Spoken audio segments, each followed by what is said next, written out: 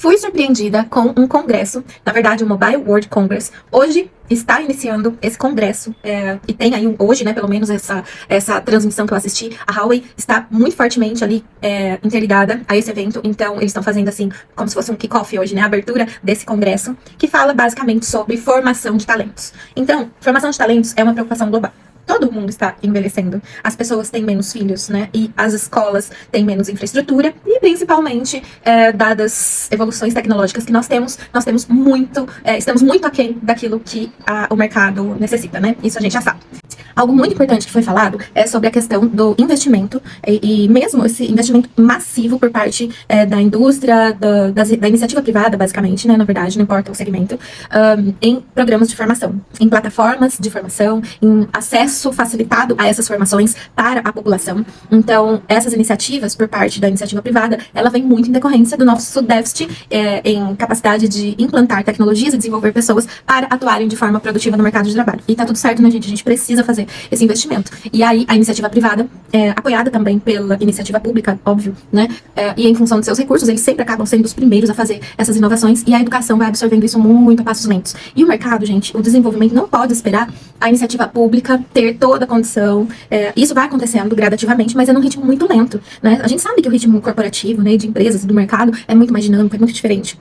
E aí é que entra essa necessidade de se investir cada vez mais nessas plataformas de treinamento, nessas parcerias entre instituições de ensino e as empresas para levar isso adiante. Não só entre instituições de ensino privada, mas também e principalmente as instituições de ensino público, para oferecer esses cursos de formação em larga escala, facilitar esse acesso. Então, no Brasil, nós temos inúmeros desafios, mas isso é global, o desafio com relação à formação, tá? Cada um com uma escala, um nível diferente de dificuldade, mas essa questão da formação é um desafio para todo mundo. Ainda mais para o Brasil, que nós temos 26, 27 países em um país, né?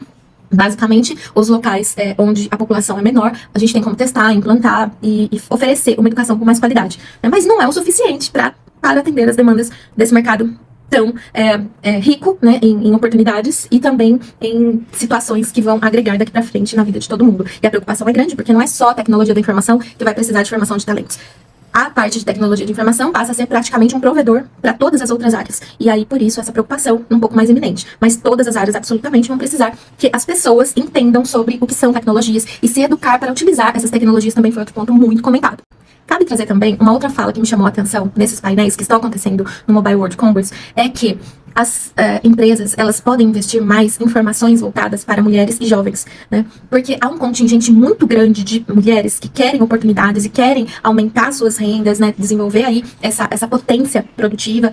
Gente, isso daí é bom para todo mundo, tá? A gente fica cansada, né? Mas tudo quando se tem um equilíbrio é importante e o dinheiro que vem, ele é muito bom, ajuda todas as famílias e tem muita mulher ao redor do mundo que, se tivesse uma formação, não passaria por situações, principalmente, né? Situações muito, muito ruins em decorrência da falta de renda. E popularizar o acesso a essas formações às mulheres e aos jovens foi algo muito enfatizado. Inclusive, está acontecendo agora um painel que é só sobre essa questão da formação de mulheres, de talentos, para que elas possam ter mais oportunidades no mercado de trabalho. E nesse sentido, veio muito, né, uma questão que foi colocada não só por uma das convidadas, né, que estavam ali palestrando, mas também por uma mulher que fez uma pergunta da plateia, a questão da síndrome da impostora surgindo no ambiente profissional, ou mesmo com relação a essa questão do procurar esse lugar de formação e que vai permitir a sua entrada ou crescimento aí no mercado de trabalho. E isso, gente, é uma dúvida que muitas vezes vai acontecer nas nossas vidas, mas através de estudos e autoconhecimento, terapia. Mas quem não tem acesso à terapia vai ler algo sobre, consome conteúdo sobre, mas a gente não pode mesmo deixar que aquela vozinha que fala que a gente não pode fazer por qualquer motivo tomar conta. Né? E aí a gente se travar e a gente mesmo se impedir, nós mesmas nos impedimos de buscar algo em função de gênero, tá? Isso é inadmissível no século XXI. Ontem eu assisti aquele filme Radioatividade, que fala sobre a história do desenvolvimento da descoberta dos elementos químicos rádio e polônio, né? E foi a partir das descobertas de uma mulher, da Mary Curie, acho que é assim que fala, tá? Ela acabou aí, né, fazendo essa pesquisa por mais de 4 anos e teve a ajuda de outros pesquisadores, inclusive do marido dela, e na época eles foram indicados ao Prêmio Nobel. E essa questão, né, da mulher, todo o mundo acadêmico, científico e industrial da época sabia que era ela que estava à frente, mas ela enfrentava dificuldades e travas dentro da própria academia e também para conseguir os financiamentos, para que as suas ideias, a sua pesquisa pudesse ser realmente realizada, né? E com a ajuda do marido, ela conseguiu esses investimentos, ele sendo aí, né, trabalhando basicamente como porta-voz dessa representatividade. E aí, quando eles foram indicados ao Prêmio Nobel, a organização, né, do prêmio o convidou apenas e extinguiu ali, né, quase que deixou de lado, o que o filme deu a entender, que eu não duvido, que algumas coisas nesse sentido acontecem até hoje, que a Mary não estava sendo considerada, o nome dela não estava lá, tanto é que o primeiro prêmio foi em nome dele apenas. Aí depois ela veio ganhar um outro prêmio, que foi sobre a descoberta, né, desses 2 elementos químicos. Então, gente, assistam aí essa história que vai contar aí um pouquinho, né, da origem dessas dificuldades que a mulher enfrenta no mercado, na academia, né? Mesmo quando ela quer estudar. Então, nós temos muitos passos ainda a considerar para que a gente tenha essa questão da diversidade, dos investimentos em formação sendo realmente efetivados, né? Acontecendo, para que a gente tenha cada vez mais mulheres e jovens ingressando nesse mercado e que a gente quebre algumas barreiras. A sua vida pessoal ou profissional, elas são importantes. Uma não exclui a outra. O equilíbrio é extremamente importante. Não significa que, ao estudar, você vai dedicar uma vida de lutas e batalhas, né? E não é sobre isso. É sobre você fazer valer a sua capacidade de contribuição e criação de coisas que são maiores do que nós, né? Porque muitas ideias vieram aí do universo masculino, ok? Mas muitas do universo feminino, né? Se a gente olhar ao longo da história, então nós precisamos sim ter um olhar diferenciado com relação a essa questão da formação de mulheres e o ingresso dessas no mercado de trabalho. Nós também precisamos desmistificar um pouco a questão dessa, é melhor a mulher ficar só em casa, ou é melhor ela ir pro mercado de trabalho. Não, gente, equilíbrio é tudo. E se você tem um parceiro legal, vocês podem construir as coisas juntos, né, e tudo pode acontecer. Então, lembrando, né, que é para as mulheres em especial, essa questão da formação e a sua presença no mercado de trabalho, ela é extremamente importante para as coisas que você pode se permitir viver, né, e muitas vezes para se libertar de padrões que são ruins e não te permitem ter uma vida legal, uma vida boa, tá? Então, essa questão da diversidade foi um ponto bem importante. Outra questão muito importante foi a questão do lifelong learning, que é essa questão da aprendizagem contínua. Nós temos, nesta década, a questão do amadurecimento dos profissionais, né? Todo mundo está, assim, 80% da população, ela é com uma idade superior a 30, 40 anos, né? E a população jovem está reduzida, assim, drasticamente.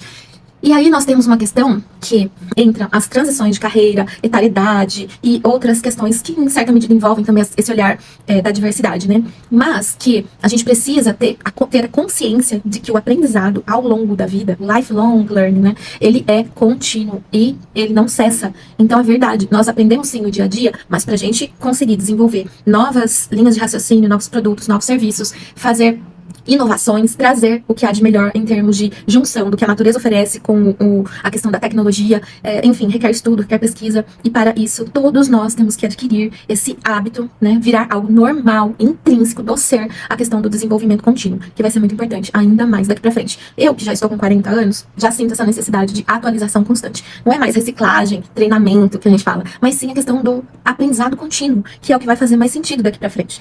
E para esses profissionais que estão chegando, e para eles, essa situação do aprendizado contínuo, ela se reflete muito nas escolhas de formação que eles vão fazer. Então, nem sempre, se a profissão que ele escolher não exigir uma formação formal, acadêmica, de graduação, pós-graduação, esse jovem ele vai acabar optando por cursos livres. Então, todas as iniciativas e investimentos em educação são válidas. Lembrando, reforçando aqui que a educação para entender e compreender o uso das ferramentas digitais, ela é muito importante. Então, vai nos acompanhar ao longo da vida, justamente porque quanto mais nós inserimos tecnologia, mais qualificados para o uso dessas ferramentas nós precisamos ser.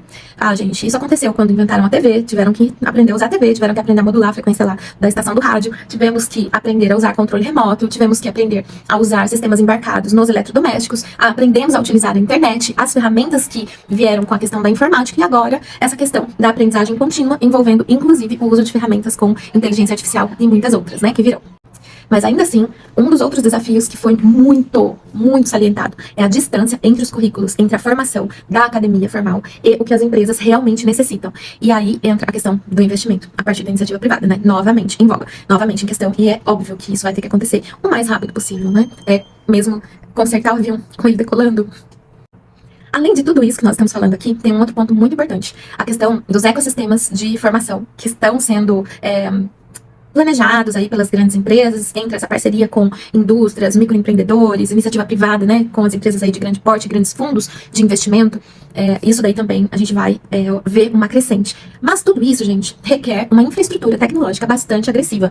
E Se para essas iniciativas envolvendo plataformas já são bastante complexas as soluções em termos de infraestrutura e capacidade de levar isso tudo adiante e democratizar esses acessos, imagine agora com o advento da informação, da inteligência artificial, né, na verdade, nós temos aí então que pensar que para a inteligência artificial é uma criança, eles pontuaram exatamente com essas falas, que a inteligência artificial é uma criança que está aprendendo a caminhar, que está aprendendo a andar, que está reconhecendo as coisas, as questões, e que agora o desafio vai ser ter infraestrutura tecnológica para fazer essa questão das aprendizagens em diversos níveis globalmente, mundialmente acontecerem. E um outro, e que nós estamos no momento de questionar, de perguntar, de ser usuário mesmo, né, dessas tecnologias que estão nos sendo oferecidas, como o ChatGPT, né, da OpenAI, outras ferramentas de inteligência artificial, né.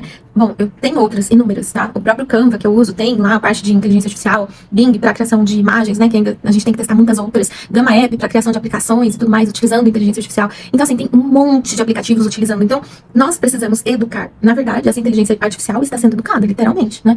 E para que essa disseminação, e eles usam a palavra democratização do acesso a essas ferramentas, a essas tecnologias, aconteçam, é importante que a gente tenha uma boa infraestrutura de internet, né, desses sinais de transmissão de informação.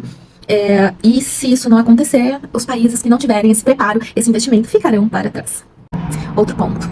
Nós estamos, neste momento, na sociedade, desenvolvendo um comportamento muito individualista, né? E isso impacta também o nosso comportamento nas relações de trabalho. E, nesse sentido, foi enfatizado que as pessoas precisam desenvolver o senso de comunidade e empatia. Por quê? Porque a academia, por si só, não vai dar conta de ensinar. Porque a empresa, por si só, também não, né? Eles vão fazer os investimentos, democratizar, lá. Mas imagina se a gente perder a vontade de estudar com o coleguinha, de trocar informações e tomar esse estudo como algo unicamente individual. Que ganho que tem. É muito mais rico quando nós temos experiências de aprendizagem e de trabalho colaborativos. E isso é algo já comprovado há décadas. E não seria diferente agora, né? Só que, olha só, agora é uma habilidade que nós vamos ter que desenvolver.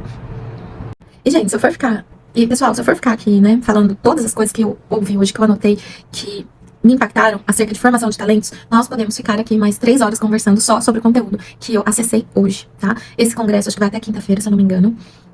As maiores empresas de tecnologia provavelmente estarão presentes também. Hoje foi a Huawei que fez a transmissão, que estava mais em evidência ali, principalmente porque ela é uma das maiores pesquisadoras, investidoras, né, e que investem fortemente nesse mercado de transmissão de informação, né, de comunicação, e envolve, então, as pesquisas tecnológicas para que essas coisas aconteçam, essas transmissões todas aconteçam, no ritmo que a gente precisa. E aí você começa a analisar as soluções que estão sendo criadas, gente, é surreal. Então, se você não gosta de estudar, eu sinto muito, mas a sua vida vai ser Netflix e curtir post aqui nas redes sociais. Aí, se você quiser trabalhar e se desenvolver, você vai ter que desenvolver muitas outras habilidades. Então, gente, vamos sair aí da nossa zona de conforto e vamos pra cima. Porque com essas oportunidades, imagina quantas coisas boas vão vir. Tem muito ainda, né, que se pesquisar, que pensar, mas tem muita coisa boa que a gente vai poder fazer a partir disso tudo, tá bom? Não fica só no Netflix e aqui na rede social. Eu venho aqui pra te informar, pra chamar a sua atenção e pra compartilhar o pouquinho que eu estou aqui captando com vocês. É isso. Um grande abraço e até a próxima inspiração.